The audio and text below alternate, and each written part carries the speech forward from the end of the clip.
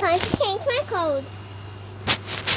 Bili pa lang ng bagong damit. Tapos hindi pala bumili ng ng damit. Yung pala pagkain. Tapos na ako bumili ng ang paborit ko. Salt. Maanghang na maanghang na suka, ayan. Tapos ito naman yung bato, ayan. Ito actually guys, nung nakaraang ilabas namin, sabi niya, may malaki yung sisiw niya. Kaya yun, di ko na inano kasi, ay, malaki din ito. Grabe nakakatakot. Ang balahibo. Pero favorite ko to. Sarap. So ito siya guys.